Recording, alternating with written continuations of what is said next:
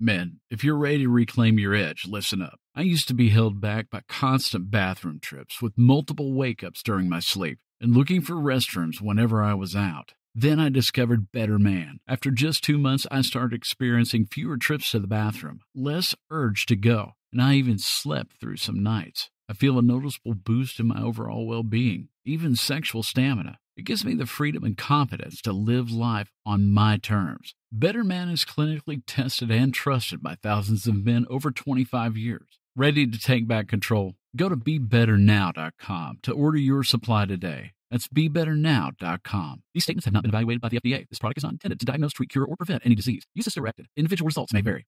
A brief content warning before we begin. The case of the Invisible Man contains sound effects such as gunshots, sirens, and doors slamming. See the show notes for a full list of content warnings. Thank you, and enjoy the show. Safety has been a fleeting feeling at best for Malone. Since the loss of Johnny Plinkett's, our private eye has only found solace in a seedy residence called the Turnstile Motel. But tonight, that small glimmer of security has been blown wide open. The Turnstile Motel has been a seedy and sordid rendezvous point for me and a married man I've come to call Hayes. For months, I've been meeting with Hayes weekly in this very room. The Turnstile is a place you go not to be seen, not to be noticed, not to be interrupted. But not tonight. I kicked Hayes out of the room to protect a man named Griff. Griff has become invisible. That's right, invisible. For several reasons, he thinks I'm the only one that can help him. I'm still not certain why. At the moment, I'm not even sure I can save my own skin. Earlier tonight, a grotesque and gigantic creature attacked us. Thanks to Griff, we managed to get away from the monster. But Griff told me there was more than one of them out there. He told me, in fact, it was an army of them. And while I thought this squalid motel room was a perfect hiding spot, it turned out I was wrong. A moment ago, another one of those things smashed through the door and crashed into the room. The first thing that beast did was charge towards my wisecracking secretary, Cindy Crenshaw. Cindy! He grabs Cindy and throws her into the wall. Ugh. My heart is in my throat, but she's tough. She gets up quickly. Her head is bloody, but she's moving, and that's all that matters. She tries to find cover. It reaches for her again, but before it can grab her, Griff, who can't be seen, fires a shot in the creature's back, and it rages in pain. Damn it! That was my last shot. That was your last shot? Dash, just run! I can't leave her. That thing, now dripping with blood, turns his attention back to Cindy and lifts his fist. But before it can come down, another shot rings out through the air. Cindy, get down! Sal McGill, my inside on the police force, and a friend. The creature, now crying out in pain, flails around the room. I race towards Cindy. I'm fine. Where's Griff? We need to get out of here. Sal fires several more shots, and he's out of ammo as well. The monster doesn't fall. It charges at Sal, grabs him off of the ground. Jesus! Cindy tries to hold me back. I can feel someone else. It must be Griff trying to stop me. No, Dash! You can't help. That thing tried to kill Cindy. It's about to kill Sal. No one else is going to die because of me. No one! And then everything goes white.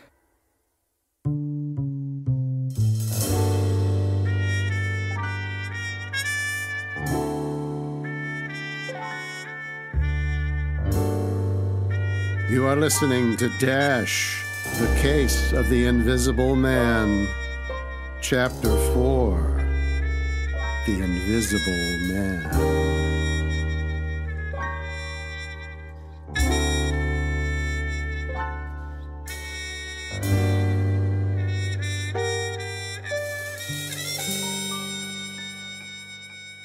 I look around and I see nothingness.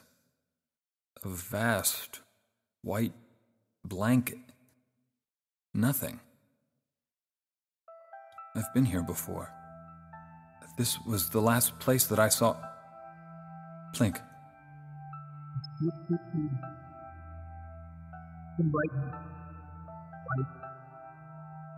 And then I hear his voice. Muffled again. Who is he talking to? Then he appears. Right in front of me. He has a phone to his ear. He looks so certain. I don't think he can see me. I try to run towards him, but everything is slow. I need to get to him. I need him to see me. I need to save him. I can't get closer. But his voice, it starts to become clear. His voice, I can hear him again. I can hear him. It's so simple. But it's nothing you would ever understand. Nothing you could see. Nothing you could find. Plink. But he found me. He emerged in me. Can you hear me? Hell. Ha! I shouldn't warn you. You don't deserve it, but I will. I can hear you. I know what you're looking for. I can see it now. Something that's been sleeping. You want to wake it up.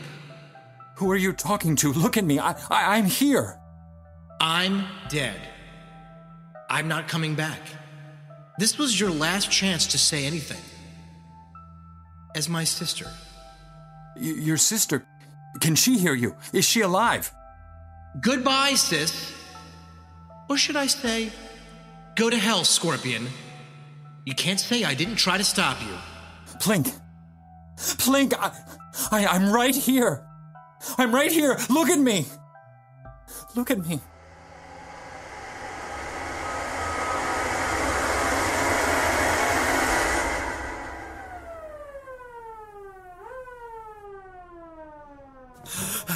Plink. Dash! Buddy. Where is he? He was right here. Oh, God. Sal. Cindy, where? We're in the back of your car. That thing, that monster is... Gone. It's gone. How the heck did all this happen? Are you okay? No time for questions. Dash, I'm gonna need you to pull yourself together. No time for questions? Where is... What the hell happened? I can't begin to... I can. You blasted that monster creature to oblivion. Blasted? But my gun, I didn't even... It wasn't your gun. It was you. You did it. Me? You did. Like, some force inside of you came out. Blinding lights, deafening sound, and... Kablam! It was gone. Just gone. I can't wrap my head around what you're saying. Do you remember the museum? When that mummy grabbed you and then he exploded? He burst into a gigantic white light. We were thrown back and the entire place nearly came down around us. When that thing marked me with the Ouroboros. But Sally, it was Zeta Makara, the sword, she... I don't know. All I can say is that's the best way I can relate it to you, buddy. But this time it was you who exploded. It was you. Then how am I still here? How are we... Wait, where's Griff? I don't know. Cindy, you're bleeding. I'm fine. No, you're not. Neither of you are, and we're out of time. There's another patrol here and a bunch of plainclothes on the way. I have to find Griff. You don't. I have to find him, Sal. This thing, what's going on with him? It's connected to what happened that night in the museum. The mummy, Plink, all of it. This Griff fella is nowhere in sight, and you shouldn't be either. We have to find that warehouse tonight. You need to go the hell home. They know we're on to them. We have to act now. I don't care how many invisible men you think you saw or haven't seen or whatever. I saw that thing that came after you. That motel room looks like a war zone. Cindy is hurt, and I have to clean all this up. You have to clean it up. Again. What do you mean you have to clean this up again? There's no time for this. You're not okay. Cindy's got a bruise the size of a dinner plate on her head. It's fine. You need to see a doctor. You need to see a doctor if you think I'm throwing in the towel now. Oh, he's right. What? I can't put you in danger anymore. You came too close to... To whatever it was. And I'm fine. I'm alive. We're all alive in part thanks to me. I don't know what the heck you did to stop that thing. What it had to do with the museum, where Griff is, or any of the shenanigans we've been dealing with. But we need to figure this out together. We're all involved. We're all on the same team. This isn't a conversation. This is a conversation, damn it. We have less than no time for this. Then let's go. Cindy, you need to stay here. You need a doctor and I need a witness. A witness for what? Someone I can use to cover up that Dash was here in case anyone starts asking, and believe me, they will.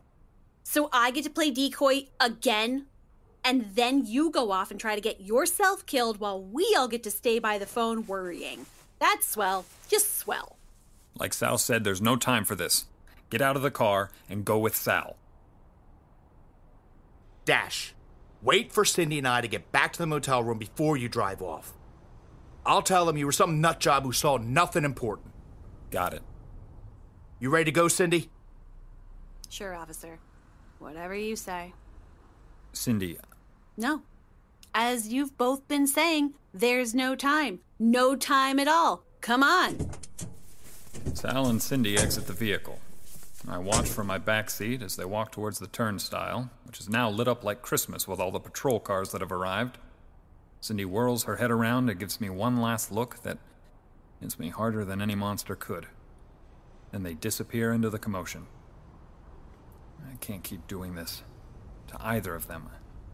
I climb into the front seat, only to find someone is already there. Ah! This seat's taken. Oh, you've been here this whole time. Yeah? You didn't want to say anything? That's not a conversation I wanted any part of. Besides, I don't like coppers. You know, I used to be one of them. I'll take a used to be any day over the real thing. I'm a used to be, am I? If we're gonna go, the time is now. No one's watching us, are they? Just go. And we're off.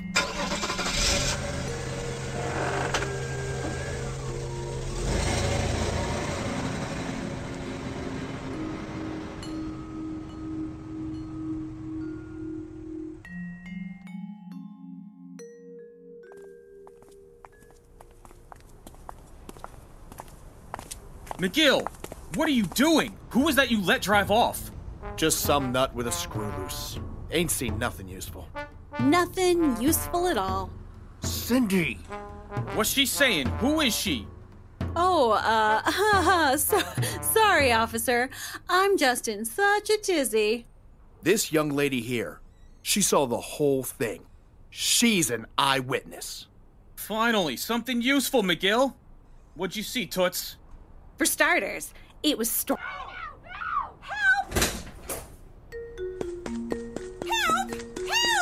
That man is trying to kill me! What the hell? You gotta help me! You got to! Hey!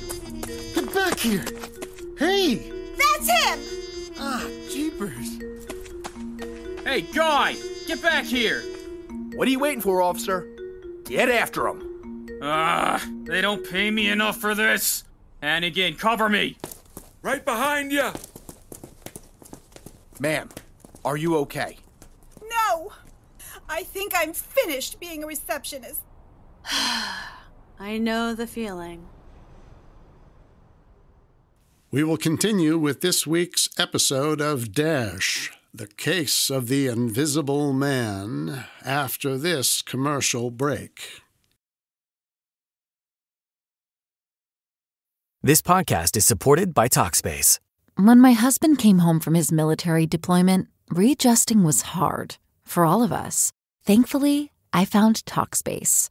Talkspace provides professional support from licensed therapists and psychiatric providers online. Military members, veterans, and their dependents ages 13 and older can get fast access to providers, all from the privacy of their computers or smartphones. I just answered a few questions online, and Talkspace matched me with a therapist. We meet when it's convenient for me, and I can message her anytime. It was so easy to set up, and they accept TRICARE. Therapy was going so well, my husband and I started seeing a couples therapist through Talkspace too. Talkspace works with most major insurers, including TRICARE. Match with a licensed therapist today at Talkspace.com/military. Go to Talkspace.com/military to get started today. That's Talkspace.com/military. And now we return you to Dash, the case of the Invisible Man. I pull out of the turnstile and drive at a casual pace so as not to call any attention to ourselves. Griff keeps his eyes peeled for anything suspicious. So far, it looks like we're in the clear. Since he turned invisible, Griff has been followed by the people that caused it. At least that's what he claims. And to prove his point, at every turn we've made tonight, someone or something has been there to make sure we don't see the sun rise on another day. We've only got an hour to go for that. Let's keep driving, at least for a little bit longer, just to be sure. Lucky I had a full tank. Yeah. My radio's on the fritz. I'm playing that tune of yours? I've played it a lot tonight. I don't want to wear it out. How's it go?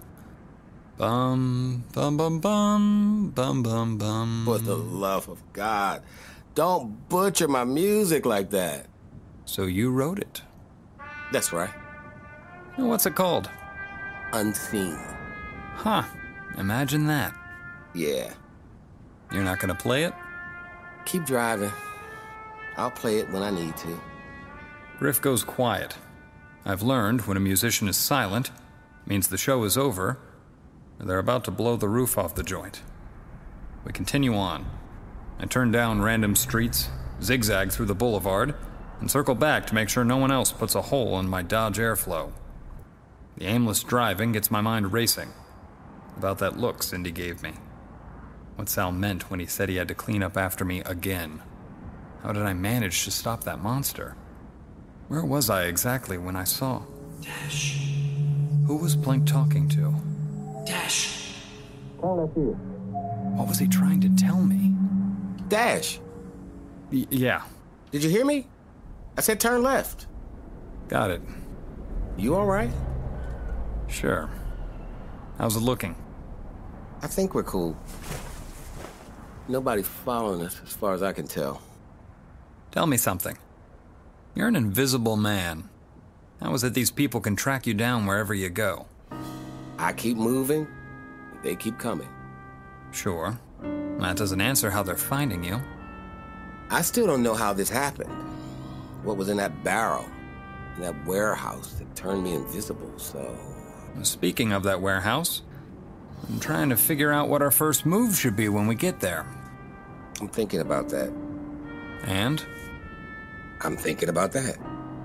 Well, if they can track you, invisible or not, won't they see you coming a mile away? I'm thinking about that. Not in love with the idea, going into the line of fire blind. You don't have to fall in love. At least, not tonight. I see. Or don't, for that matter. Turn onto the 101. There's a warehouse up there? Just go on. It's about time we got this over with. As we keep driving up into the hills, the city of Los Angeles gets further and further away, until it looks like particles of light getting swept away into the dustbin of oblivion. And as Dash drives further away from Los Angeles, we need to catch up with Mark. I'm sorry, Merk, as he tries to evade the two policemen that have been chasing him since he fled from the Turnstile Motel. He's running down a back road where he will meet his destiny.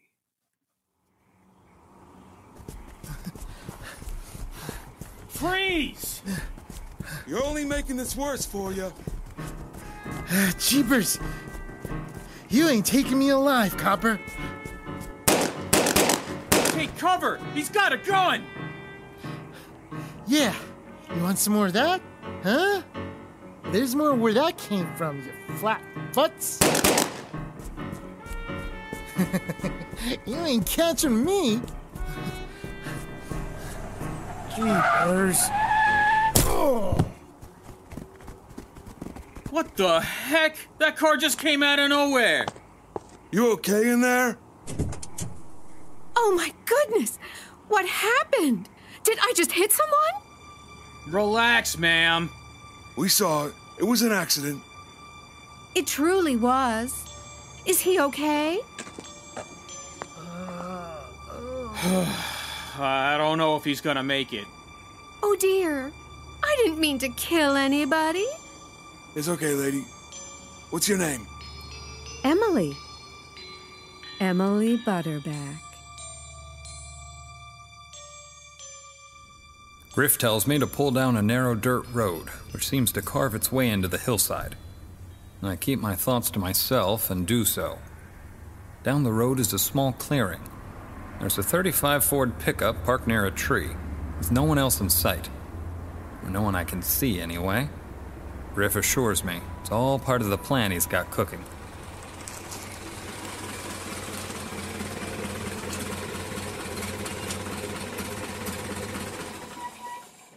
I open the door and get out of my car, which after tonight resembles a slice of Swiss cheese. I look up, and I can already see the California sun showing itself. I hear the other car door open and close.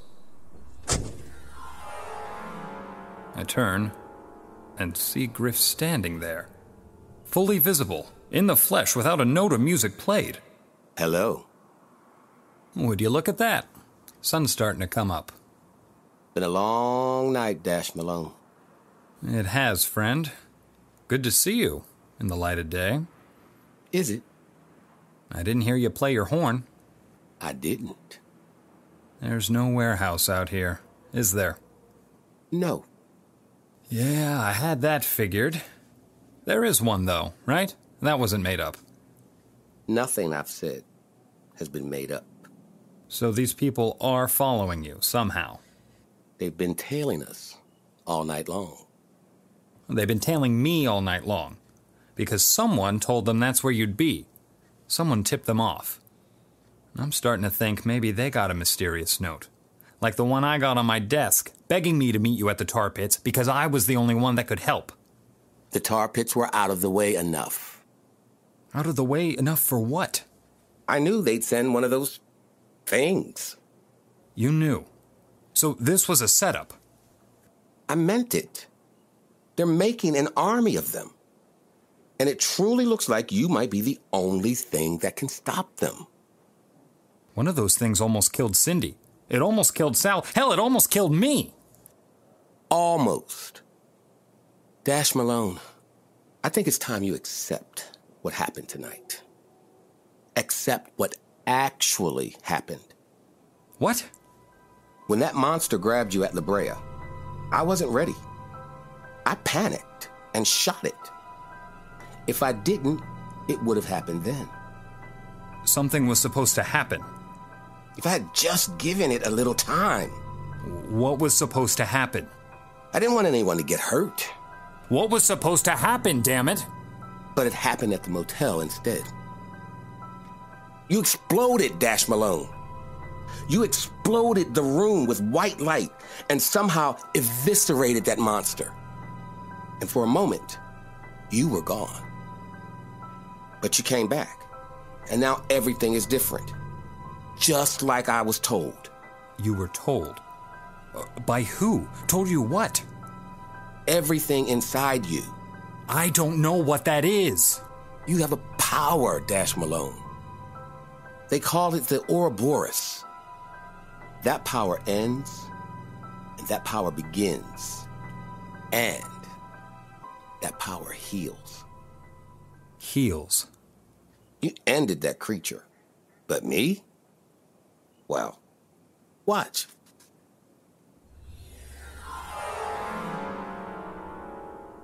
What?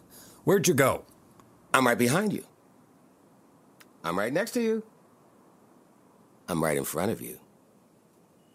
Cute. So you can turn this on and off now? Yes. This power no longer controls me. I control it. Thanks to you. The answers you wanted to find in that warehouse. I pray that you never see the inside of that warehouse. You used me. No. I told you in that note I needed your help. And I did.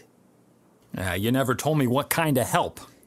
Because it was help you didn't know you could give until you had no choice. How would you even have known? Oh, but you did. Someone told you. Who? Who was it? Look, this is all as new to me as it is to you. I didn't ask for this, and I know for sure you didn't. But I have to go now. Who told you I could do this? Dash Malone, I gotta go. No, you're not going anywhere, friend. Not before I find out more. The sun is up, and we both got miles to go before we can get some shut-eye. Griff? Griff, get back here! I owe you one, Dash Malone. See you around. And then the truck that's been sitting in the clearing starts to rev, and it's gone.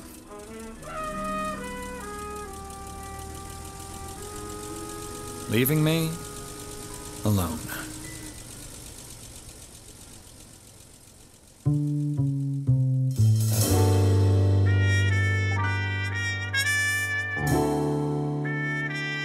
You have been listening to Dash, the Case of the Invisible Man.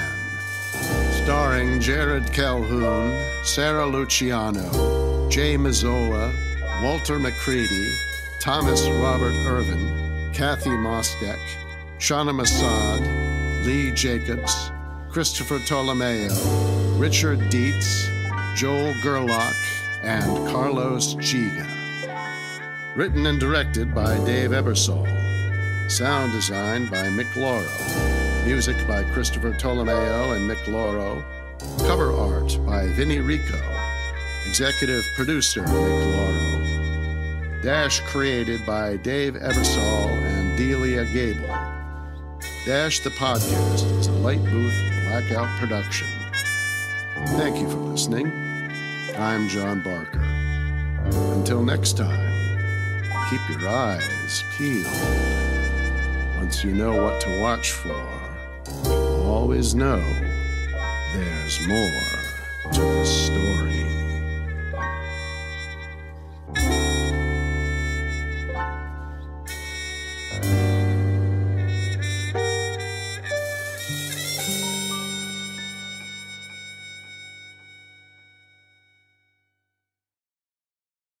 This podcast is supported by Talkspace. When my husband came home from his military deployment, readjusting was hard for all of us. Thankfully, I found Talkspace. Talkspace provides professional support from licensed therapists and psychiatric providers online. Military members, veterans, and their dependents ages 13 and older can get fast access to providers, all from the privacy of their computers or smartphones. I just answered a few questions online, and Talkspace matched me with a therapist. We meet when it's convenient for me, and I can message her anytime. It was so easy to set up, and they accept TRICARE. Therapy was going so well, my husband and I started seeing a couples therapist through Talkspace too. Talkspace works with most major insurers, including TRICARE. Match with a licensed therapist today at Talkspace.com/military. Go to Talkspace.com/military to get started today. That's Talkspace.com/military.